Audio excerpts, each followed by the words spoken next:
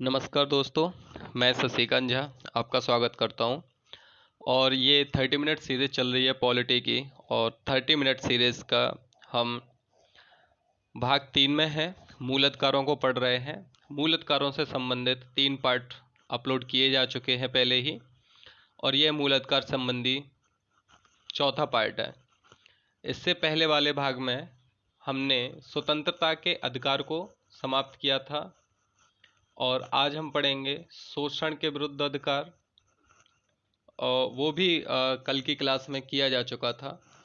और आज धार्मिक स्वतंत्रता, शिक्षा और संस्कृति का अधिकार और संवैधानिक उपचार का अधिकार, इन 3 अधिकारों को इस क्लास में कंप्लीट करेंगे। ठीक है, तो चलिए शुरू करते हैं आज की क्लास को। धार्मिक स्वतंत्रता का अधिकार जो है, ये धार्मिक स्वतंत्रता का अधिकार अनुच्छेद 25 से लेकर 28 तक स्वतंत्रताओं के बारे में प्रावधान करता है।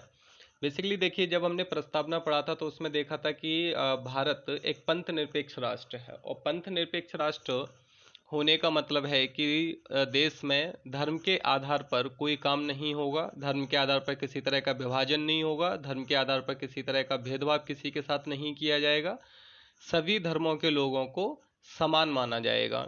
बस उसी के संबंध में ये अधिकार है। तो इसका अनुच्छेद 25 आर्टिकल 25 क्या कहता है कि सभी व्यक्तियों को अंतःकरण की स्वतंत्रता होगी, धर्म को अबाध रूप से मानने की स्वतंत्रता होगी, जिस धर्म को आप मानते हैं उस धर्म के अनुसार आचरण करने की स्वतंत्रता होगी, उस धर्म के प्रचार प्रसार करने की स्वतंत्रता होगी। तो किस किस की बात की गई है? सभी व्यक्तियों। पहली चीज तो ये व्यक्तियों के बारे में बात करता है, यानी कि ये नागरिक और गैर नागरिक सबको प्राप्त है स्वतंत्रता, धार्मिक स्वतंत्रता का अधिकार। और अंतःकरण, अंतःकरण का मतलब होता है किसी भी धर्म को अपने किसी भी धर्म के प्रति अपनी आस्था प्रकट करना, किसी भी धर्म को स्वीकार करना, उसमें अपनी आस्था प्रकट करना, ये अंतःकरण होता है। अबाध रूप से मानना, आप किसी भी धर्म को माने, कोई आपके ऊपर रोक टोक नहीं है, किसी भी तरह का कोई प्रतिबंध नहीं है, और उसके अनुसार आप जिस धर्म को मानते हैं उस धर्म के अनुसार आप आचरण कर सकते हैं।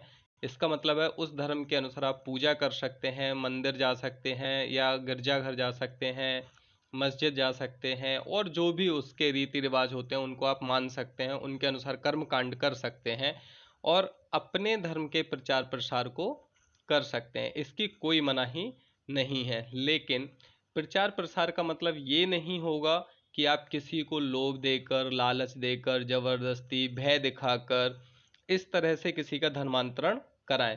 तो याद रखना है कि धर्मांतरण गैर कानूनी है। यदि कोई व्यक्ति पूर्ण चेतन मन से किसी धर्म को स्वीकार करता है, स्वतः ही, बिना किसी दबाव, लोभ, लालच के, तो वो अपना धर्म परिवर्तन कर सकता है, ऐसा उसका अधिकार है। लेकिन किसी भी व्यक्ति को डरा धमका, भय दिखाकर, लोभ लालच दिखाकर किसी भी तरह से धर्मांतरण नहीं कराया जा सकता, ये गैर कानूनी है। इसके संबंध में अलग अलग राज्यों ने अलग अलग विधियां बनाई हुई हैं कि धर्मांतरण कानून अवैध है, लेकिन देश में ऐसी कोई विधि नहीं है। दूसरी चीज, कृपाण धारण करने का अधिकार। जो सिख हैं, सिख धर्म को मानने वाले लोग हैं, तो उनको कृपाण धारण करने का अधिकार होगा।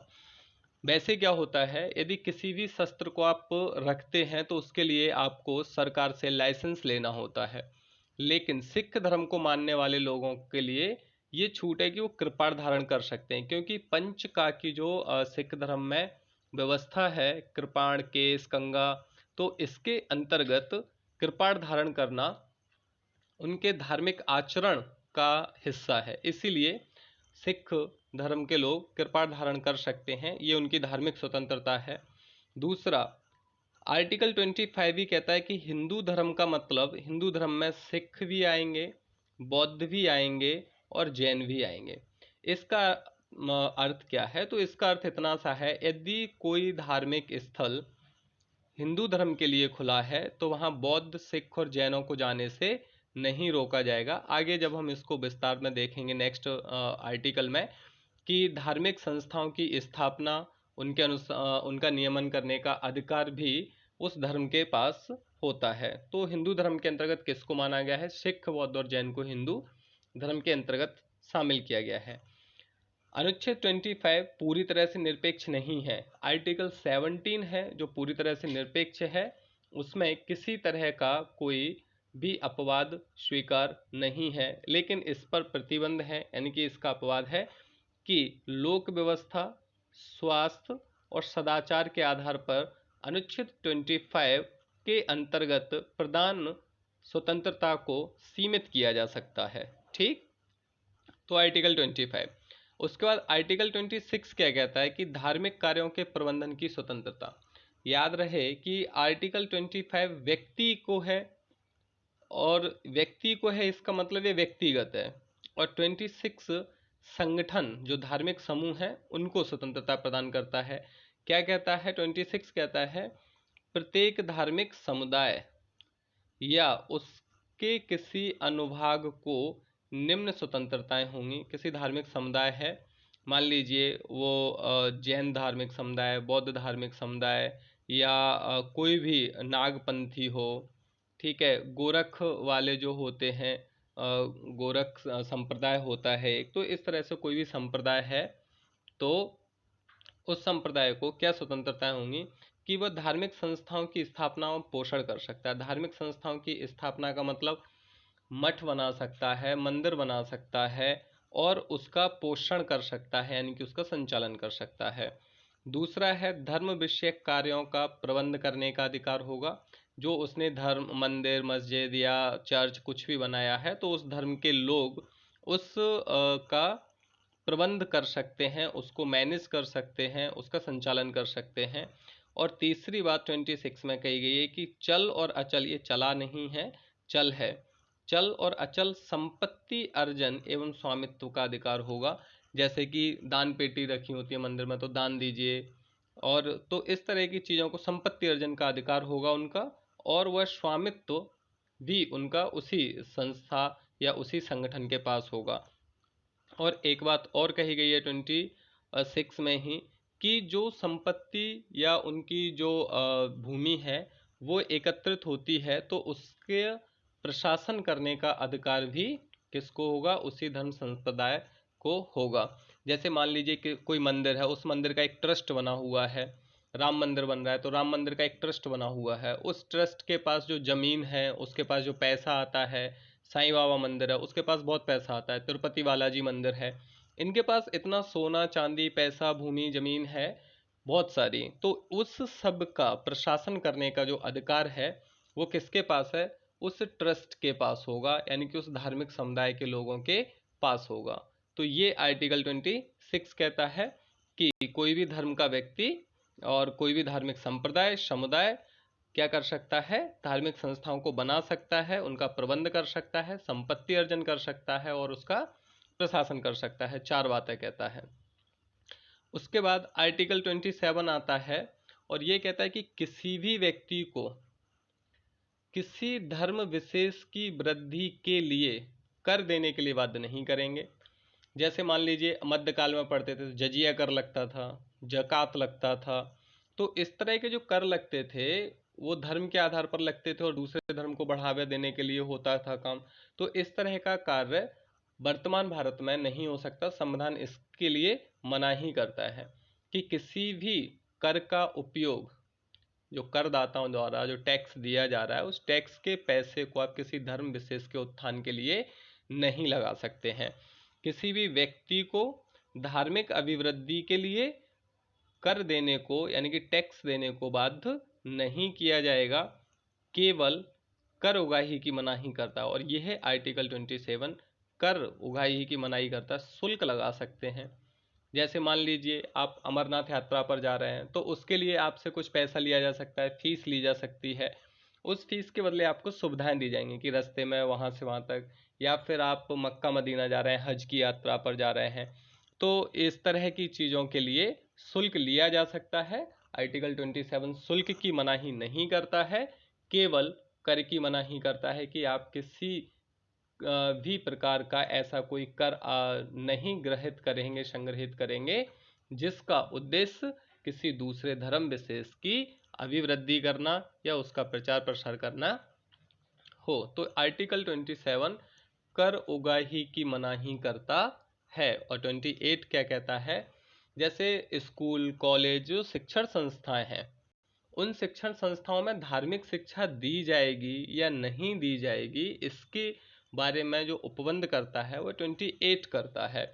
और 28 क्या कहता है कि देखिए, एक है राज्य निधि से पूर्णतः पोषित। यदि कोई शिक्षण संस्थान, स्कूल कॉलेज या कुछ भी, वो राज्य निधि से पूर्णतः पोषित, यानी कि उसका पूरा खर्च राज्य उठाता है। राज्य का मतलब सरकार उठाती है, चाहे वो केंद्र सरकार हो या राज्य सरकार हो, तो राज्य सरकार उठाती है। तो ऐसे किसी भी संस्थान में धार्मिक शिक्षा नहीं दी जा सकती। जब देखिए योग का मुद्दा चल रहा था, जैसे स्कूलों में कॉलेजों में योग दिवस के दिन योग कराया जाता है, तो कहा उस समय इस पर विवाद भी हुआ था कि योग हिंदू धर्म से संबंधित है, तो क्या उसको करना चाहिए कि नहीं करना चाहिए। तो उस समय सुप्रीम कोर्ट ने कहा था कि ये योग जो है, योग यदि स्कूल में कराया जा रहा है तो इसका उद्देश्य धार्मिक प्रचार प्रसार करना नहीं है, धर्म की वृद्धि करना नहीं है और धर्म परिवर्तन कराना नहीं है। इसका उद्देश्य समाज की स्वास्थ्य और समाज के बेहतरी के लिए ये काम किया जा रहा है, इसीलिए योग आदि को स्वीकार किया जा सकता है। तो धार्मिक शिक्षा का मतलब होता है कि किसी धर्म विशेष को बढ़ावा देने वाले सिद्धांतों को पढ़ाया जाना, उसकी मनाही करता है। तो राज्य से यदि पूर्णतः पोषित संस्था है तो वहाँ धार्मिक शिक्षा नहीं दी जाएगी। दूसरा है, यदि किसी शिक्षण संस्थान की स्थापना किसी ट्रस्ट के द्वारा की गई है, ठीक है, न्यास के द्वारा यदि कोई शिक्षण संस्थान की स्थापना की गई है और उसका प्रशासन भले ही राज्य या सरकारें चलाती हों, करती हों, तो वहाँ धार्मिक शिक्षा दी जा सकती है। तो दूसरी बात, तीन बातें याद रख लेना है इसमें। पहली बात, यदि राज्य से पूरी तरह पोषित है तो नहीं दी जाएगी, ट्रस्ट ने बनाया है तो दी जाएगी, और राज्य से मान्यता प्राप्त है, राज्य से मान्यता प्राप्त है या राज्य निधि से पोषित है, चाहे वो अंशतः या पूर्णतः है। यदि वो राज्य से मान्यता प्राप्त है सरकार से, और सरकार के पैसे का थोड़ा बहुत भी प्रयोग करती है या नहीं करती है लेकिन मान्यता प्राप्त है, तो ऐसी संस्था में जो धार्मिक शिक्षा होगी वह व्यक्ति पर निर्भर करेगी। यदि व्यक्ति 18 वर्ष की आयु का है तो वह उसकी मर्जी के अनुसार शिक्षा लेना है कि नहीं लेना है ये तय करेगा, और यदि 18 वर्ष का नहीं है तो उसके जो गार्डियन होंगे, माता पिता या जो भी उसके गार्डियन है, उनकी सहमति के आधार पर शिक्षा दी जा सकती है, अन्यथा नहीं दी जाएगी। तो आर्टिकल 28 जो है वो इन्हीं तीन बातों की बात करता है। आर्टिकल 28 तो 25 से 28 तक हमने देखे। पहला है, आप किसी भी धर्म को मानिए, अंतःकरण की स्वतंत्रता, उसके अनुरूप आचरण कीजिए, उसका प्रचार प्रसार कीजिए, ये 28 कहता है। सॉरी 25। 26 क्या कहता है, तो 26 आपके स्वतंत्रता देता है कि आप किसी भी धार्मिक संप्रदाय से हैं तो धार्मिक कार्यों का प्रबंध करने की स्वतंत्रता देता है। और 27 क्या कहता है, 27 आपको कर देने के लिए बाध्य करने से रोकता है। किसी भी प्रकार का जो कर है धर्म के अभिवृद्धि के लिए वो नहीं दिया जाएगा। और 28 शिक्षण संस्थाओं में धार्मिक शिक्षा दी जाए या नहीं दी जाए इसके बारे में प्रावधान करता है। तो ये आर्टिकल 25 से 28 था, ठीक है। उसके बाद क्या है, 25 से 28 के बाद है संस्कृति एवं शिक्षा संबंधी अधिकार। तो ये पांचवा अधिकार है, क्योंकि स्टार्टिंग में हमने देखा था कि 6 अधिकार हैं। उनमें से पहला अधिकार कौन सा है, समता का, दूसरा स्वतंत्रता का, तीसरा अधिकार उनको मिलता है शोषण के विरुद्ध, और चौथा अधिकार धार्मिक स्वतंत्रता का अधिकार, और पांचवा संस्कृति एवं शिक्षा का अधिकार, जो आर्टिकल 29 और 30 में दिया गया है। तो संस्कृति एवं शिक्षा का अधिकार क्या करता है, ये अल्पसंख्यक वर्गों के हितों का संरक्षण करता है। संस्कृति और शिक्षा का अधिकार अल्पसंख्यक हितों के वर्गों का संरक्षण करता है, और 29-30 को अल्पसंख्यकों का अधिकार भी कहा जाता है। तो आर्टिकल 29 क्या कहता है कि कोई नागरिक या नागरिकों का अनुभाग अपनी भाषा, लिपि और संस्कृति को सुरक्षित रखने का अधिकार है। कोई भी नागरिक है या नागरिकों का समूह है, नागरिकों का कोई भाग है, तो उसे अपनी भाषा, लिपि और संस्कृति को बनाए रखने का अधिकार होगा। ये अधिकार भी देखिए क्यों है। यदि कोई वर्ग है, मान लीजिए वो अल्पसंख्यक है, छोटा वर्ग है देश में, और उनको अपनी भाषा, लिपि और संस्कृति को बनाए रखने का अधिकार नहीं है, उनसे कहा जाए कि आप इस तरह से नहीं जी सकते, तो उनको दबना पड़ जाएगा ना, तो विरोध की स्थिति बनेगी। पूर्ण स्वतंत्रता और लोकतंत्र स्थापित हो ही नहीं पाएगा। तो आप समझिए, उस चीज के लिए आर्टिकल 29 कहता है कि ठीक है, आप भले ही कम हो, ज़्यादा हो, बहुसंख्यक आप पर दबाव नहीं बना पाएंगे। यदि ऐसा करेंगे तो आप सीधे सुप्रीम कोर्ट जा पाएंगे, अपने लिए न्याय मांग पाएंगे कि हम इस संस्कृति को मानते हैं और हमारी इस संस्कृति से जो बहुसंख्यक लोग हैं वो नाखुश हैं और हम पर दबाव बना रहे हैं कि इस संस्कृति को आप समाप्त करें, इसको ना मानें। तो संस्कृति को, लिपि को और भाषा को सुरक्षित रखने का अधिकार 29 में दिया गया है। दूसरी बात क्या कहता है ये, कि राज्य द्वारा पोषित या संचालित, यदि राज्य के द्वारा कोई पोषित, यानी कि उसको पैसा राज्य देता है और राज्य ही उसको चलाता है, तो ऐसे शिक्षण संस्थान में धर्म, जाति, लिंग और भाषा के आधार पर प्रवेश से नहीं रोका जाएगा। ये नहीं कहा जाएगा कि आप गोंडी भाषा बोलते हैं इसलिए आपको यहाँ बिहार के या क्या बोलते हैं हरियाणा के किसी विश्वविद्यालय में या स्कूल में दाखिला नहीं मिलेगा, आप हरियाणवी बोलिए तब मिलेगा। तो ये इस तरह से, या तमिल वाले हैं तो DU दिल्ली यूनिवर्सिटी में एडमिशन नहीं मिलेगा क्योंकि आप तमिल भाषा बोलते हैं। तो इसके लिए ये आर्टिकल 29 संरक्षण देता है। तो अपनी भाषा, लिपि और संस्कृति को बनाए रखने, उसको सुरक्षित रखने का अधिकार देता है। और दूसरा, शिक्षण संस्थान में किसी भी तरह से भेदभाव नहीं हो। 4 आधार हैं, जाति, लिंग, भाषा और धर्म के आधार पर। उसके बाद आर्टिकल 30 क्या कहता है, ये अल्पसंख्यकों को शिक्षण संस्थान के स्थापना और प्रबंधन के बारे में अधिकार देता है। तो अल्पसंख्यकों द्वारा शिक्षा संस्थान स्थापित करने और उनका प्रशासन करने का अधिकार आर्टिकल 30 देता है। तो इसमें कहा गया है कि सभी अल्पसंख्यकों को अपनी पसंद का शिक्षण संस्थान खोलने, स्थापित करने का अधिकार होगा और उसे अपने हिसाब से प्रशासन करने का अधिकार होगा। कोई भी अल्पसंख्यक समुदाय है तो वो अपना खुद का शिक्षण संस्थान खोल सकता है और स्थापित कर सकता है और उसको अपने अनुसार चला सकता है। जैसे कि मदरसा चल रहे हैं, तो मदरसा बेसिकली यहीं से उनको सुरक्षा प्रदान है। दूसरा है, यदि अल्पसंख्यक वर्ग शिक्षा संस्थान की भूमि और संपत्ति का अधिग्रहण करता है, यदि राज्य सरकार को जरूरत पड़ती है, मान लीजिए कहीं किसी अल्पसंख्यक वर्ग का कोई कॉलेज चलता हो और उस कॉलेज की ज़मीन हो और वहाँ से हाईवे निकलना हो, अब उस हाईवे के लिए उस कॉलेज की ज़मीन की आवश्यकता पड़ेगी। तो जब राज्य सरकार ऐसे किसी अल्पसंख्यक संस्था की जगह को अधिग्रहित करेगी, तब क्या करना पड़ेगा, सरकार को राज्य द्वारा बाजार दर पर मुआवजा दिया जाएगा। ठीक है। और तीसरी बात क्या है, राज्य आर्थिक सहायता देने में भेदभाव नहीं करेगा। जैसे कॉलेजों और स्कूलों को जो UGC कॉलेज और यूनिवर्सिटीज़ के लिए UGC की रिकमेंडेशन पर सब्सिडी या अनुदान दिए जाते हैं, उन अनुदानों को देते समय राज्य कोई भेदभाव नहीं करेगा कि ये संस्था इस वर्ग या अल्पसंख्यक वर्ग के द्वारा चलाई जाती है इसलिए इसको फंडिंग नहीं की जाएगी। तो ये इसकी मनाही करता है। तो आर्टिकल 29 क्या कहता है, आर्टिकल 29 आपको अपनी भाषा, लिपि और संस्कृति को बनाए रखने का अधिकार देता है और शिक्षण संस्थाओं में प्रवेश में विभेद से रोकता है।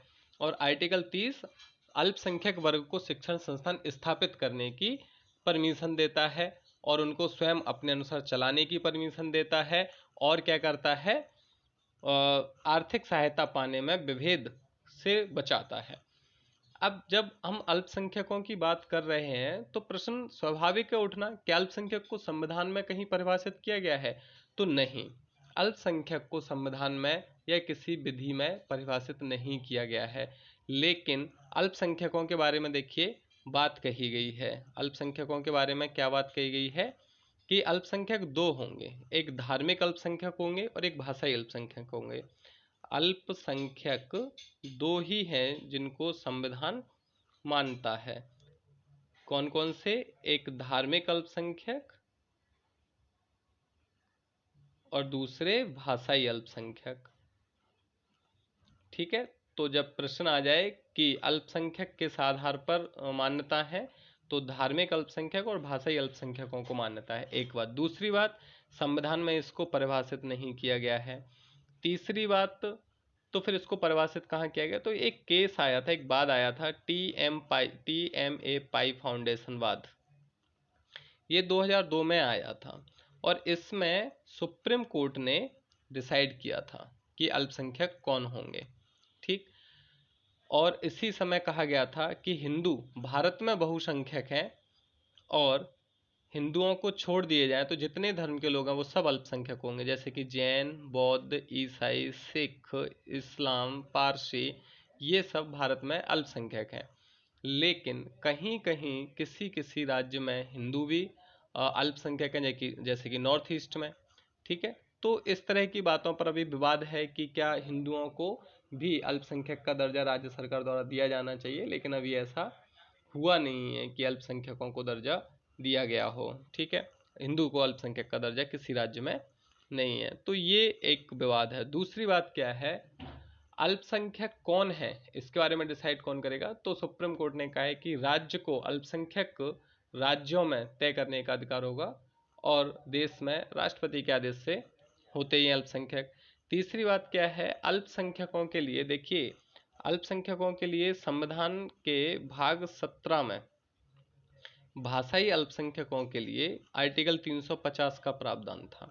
और आर्टिकल 350 में क्या कहा है कि भाषाई अल्पसंख्यक वर्ग के लिए विशेष अधिकारी की नियुक्ति की जाएगी। किसके द्वारा? राष्ट्रपति के द्वारा।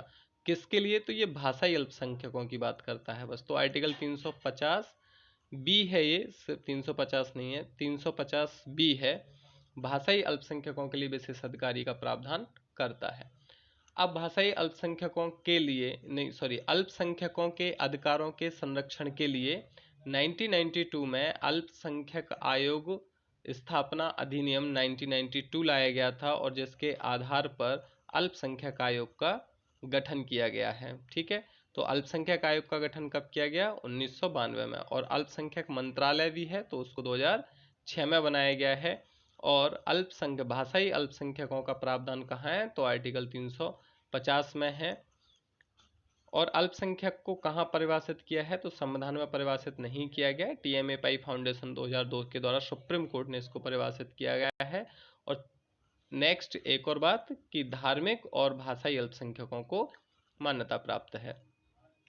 तो ये अल्पसंख्यकों के अधिकार थे 29 और 30, और याद रहे 29-30 केवल नागरिकों को प्राप्त हैं। ठीक है, तो अल्पसंख्यकों के अधिकार या संस्कृति और शिक्षा संबंधी अधिकार ये केवल नागरिकों को प्राप्त हैं। ठीक है, उसके बाद अब चलते हैं छठवां अधिकार, संवैधानिक उपचार का अधिकार।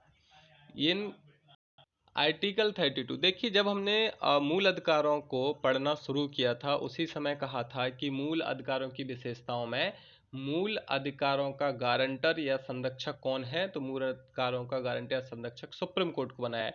अब सुप्रीम कोर्ट को बनाया तो उसको कुछ शक्ति भी देनी पड़ेगी ना, तो आर्टिकल 32 में संवैधानिक उपचार की शक्ति दी गई है। इसके अनुसार सुप्रीम कोर्ट मूल अधिकारों के हनन के मामले में रिट, जिनको आदेश कहते हैं, आदेश जारी कर सकेगा और मूल अधिकारों को प्रभावी बनाएगा। इसीलिए आर्टिकल 32 के बारे में संविधान सभा में अंबेडकर जी ने कहा था कि आर्टिकल 32 संविधान की आत्मा और हृदय है। आर्टिकल 32 संविधान की आत्मा और हृदय है। फिर इसमें आर्टिकल 2 में संशोधन, नकारात्मक संशोधन नहीं किया जा सकता, इसको मूल ढांचे का सिद्धांत घोषित किया है। तीसरा, रिट क्या होती है? तो रिट आदेश होते हैं या रिट जारी करने की शक्ति सुप्रीम कोर्ट को दी है, और ये रिट जो है वो ब्रिटिश कानूनों से प्रेरित है। सुप्रीम कोर्ट का रिट जारी करना सुप्रीम कोर्ट का मूल अधिकार है, यानी कि मूल अधिकारता होती है। जब हम सुप्रीम कोर्ट पढ़ेंगे तो उसमें पढ़ेंगे कि सुप्रीम कोर्ट की अधिकारता, मूल अधिकारता, अपीलीय अधिकारता, अनन्य क्षेत्राधिकारता, इस तरह की। तो सुप्रीम कोर्ट और रिट जारी करना सुप्रीम कोर्ट की कौन सी अधिकारता है? तो ये मूल अधिकारता है, अनन्य अधिकारता नहीं है। अनन्य का मतलब होता है केवल और केवल सिर्फ या केवल और केवल सुप्रीम कोर्ट ही रिट जारी कर सकता है। यदि ऐसा होता तो ये उसकी अनन्य अधिकारता होती। लेकिन हमें पता है आर्टिकल 226 के अनुसार हाई कोर्ट को भी रिट जारी करने का अधिकार प्राप्त है। और यहीं हाई कोर्ट और सुप्रीम कोर्ट के रिट जारी करने के अधिकार में अंतर समझ लीजिए। देखिए, सुप्रीम कोर्ट केवल 32 के अनुसार ही रिट जारी करेगा और मूल अधिकारों के हनन के लिए रिट जारी करेगा, जबकि आर्टिकल 226 के अनुसार हाई कोर्ट मूल अधिकारों के साथ साथ अन्य मामलों में भी रिट जारी कर सकता है। इस तरह से रिट जारी करने का अधिकार सुप्रीम कोर्ट से ज़्यादा किसके पास है? हाई कोर्ट के पास। लेकिन रिट जारी करने का क्षेत्राधिकार किसका बड़ा है? तो सुप्रीम कोर्ट का है, क्योंकि सुप्रीम कोर्ट पूरे भारत में किसी भी अधिकारी, किसी भी संस्था को रिट जारी कर सकता है, जबकि हाई कोर्ट संबंधित राज्य के लिए ही रिट जारी करेगा। तो ये इन दोनों में अंतर है रिट जारी करने के अधिकारों में। रिट कितनी है? तो 5 प्रकार की रिट है जिनको जारी करेगा सुप्रीम कोर्ट और हाई कोर्ट। ठीक है, सबसे पहला है बंदी प्रत्यक्षीकरण। सबसे पहली रिट कौन सी है?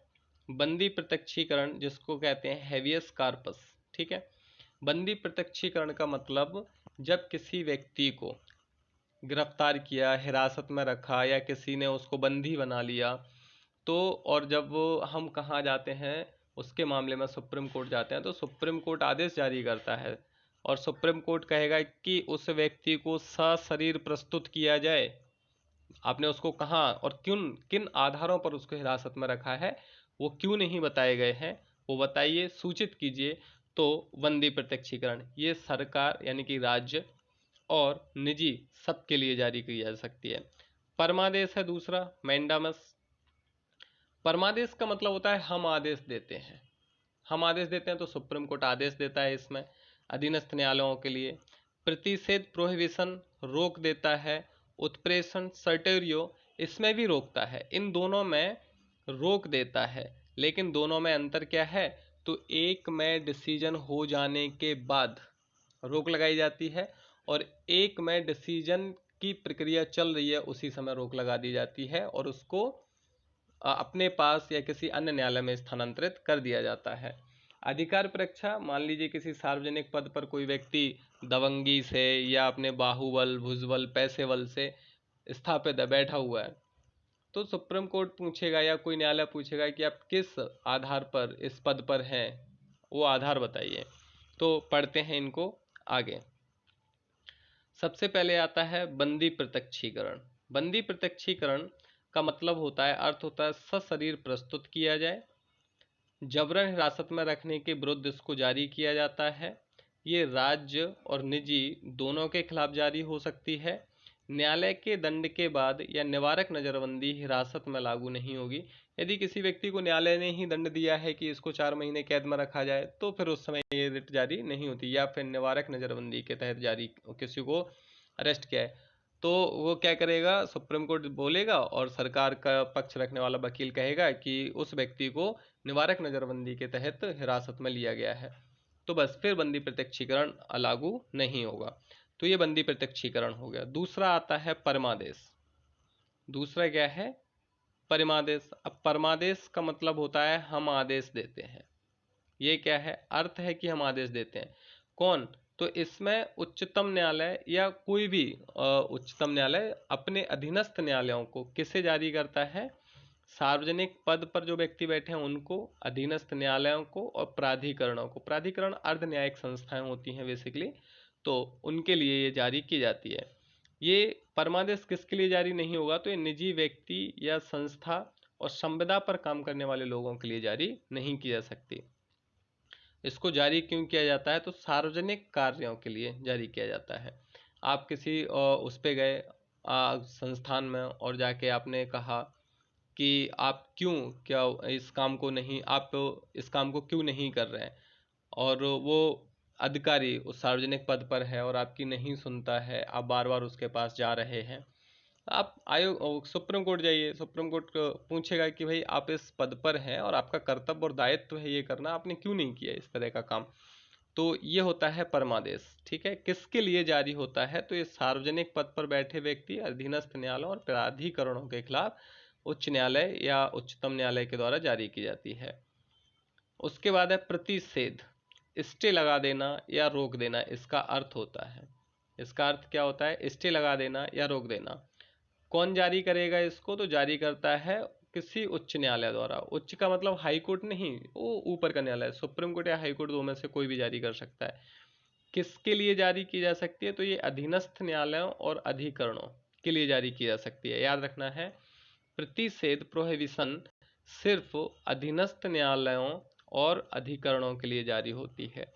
ठीक, और इसके जस्ट पहले परमादेश सार्वजनिक पद, अधीनस्थ न्यायालय और प्राधिकरणों के लिए जारी होती थी, और प्रतिषेध अधीनस्थ न्यायालय और अधिकरणों के लिए क्यों जारी की जाती है ये, तो इसको उस समय जारी किया जाता है जब किसी न्यायालय ने या अधिकरण ने अपने न्याय क्षेत्र से आगे बढ़कर कोई कार्य किया हो, तो उसे रोकने के लिए इसको जारी किया जाता है।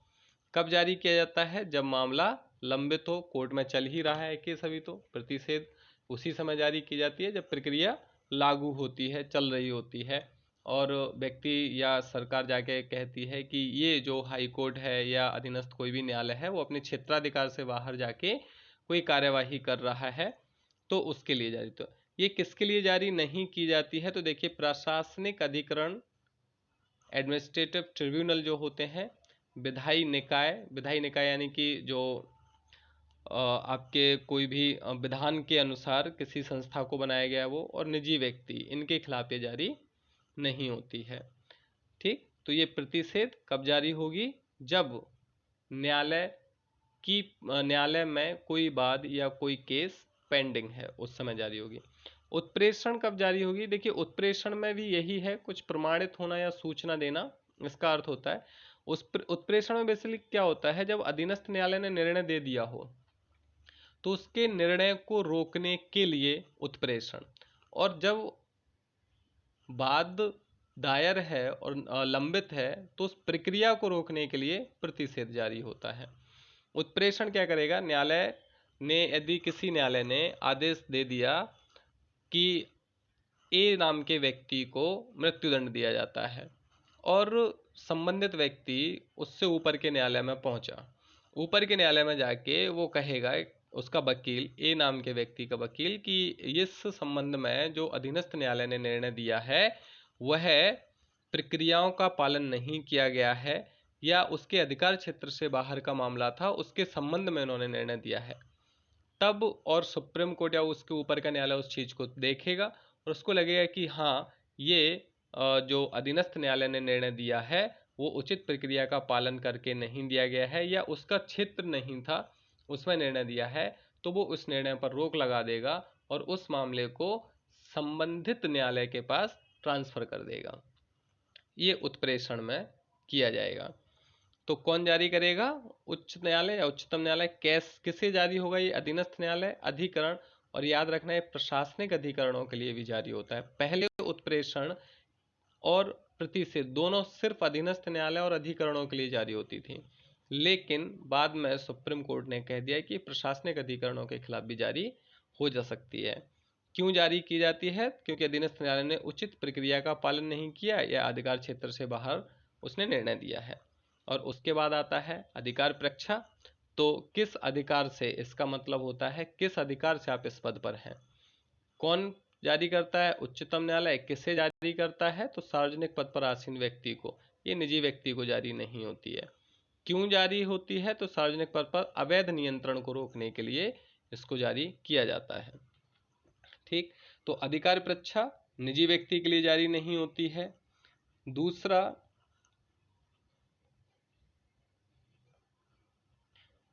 उत्प्रेषण, ये 3 लोगों को जारी होती है, अधीनस्थ न्यायालय, अधिकरण और प्रशासनिक अधिकरण। प्रतिषेध में प्रशासनिक अधिकरण नहीं आता है। परमादेश में निजी व्यक्ति के खिलाफ, संस्था और संविदात्मक के खिलाफ जारी नहीं होगी, और बंदी प्रत्यक्षीकरण में राज्य और निजी दोनों के खिलाफ जारी हो सकती है। इसके साथ ही हमारा मूल अधिकार वाला पार्ट यहाँ समाप्त होता है, क्योंकि आर्टिकल 31, 31, 33, 34 और 35 ये हम पढ़ चुके हैं। ठीक है, और इसके साथ मूल अधिकार हमारा समाप्त होता है। एक चीज़ और, रिट जारी करने की शक्ति संसद चाहे तो किसी अन्य न्यायालय को भी दे सकती है, लेकिन हाई कोर्ट को नहीं, क्योंकि हाई कोर्ट को 226 के अनुसार पहले से ही प्राप्त है। तो ये रिट जारी करने की शक्ति थी। और हमने भाग 3 में कुल 6 अधिकारों को पढ़ा। 44वां संविधान संशोधन के द्वारा जो 7वां अधिकार हटाया उसको पढ़ा, और समता के अंतर्गत 14, 15, 16, 17, 18 को पढ़ा। स्वतंत्रता में हमने 6 स्वतंत्रताएं देखी। 20 में फिर अनुच्छेद 20, 21 और 22 को देखा कि 20, 21, 22 में क्या है। उसके बाद 23, 24 और आज हमने आर्टिकल 32 के साथ ही पूरा का पूरा भाग 3 मूल अधिकार को समाप्त कर दिया है। इसके साथ ही एक, अभी ये 30 मिनट सीरीज तो चल ही रही है, और जब YouTube चैनल बनाया गया था उस समय कहा गया था कि 25 सीरीज भी शुरू की जाएगी। तो कुछ दिनों में 1 तारीख से आपके लिए 25 सीरीज आएगी। 25 क्वेश्चन सीरीज का मतलब है 25 क्वेश्चन होंगे जो प्रीवियस ईयर क्वेश्चन होंगे, जिन्हें किसी ना किसी स्टेट PSC ने पूछा होगा। उन क्वेश्चनों को टॉपिक वाइज संकलित करके लाया जाएगा, और उनको एक क्वेश्चन के साथ उनके चारों ऑप्शन के बारे में डिस्क्राइब किया जाएगा, और बहुत अच्छे से सारी चीज़ों को किया जाएगा। यदि क्लास आपको पसंद आ रही है तो लाइक, शेयर और सब्सक्राइब जरूर करें। थैंक यू, धन्यवाद। मिलते हैं अगली क्लास में।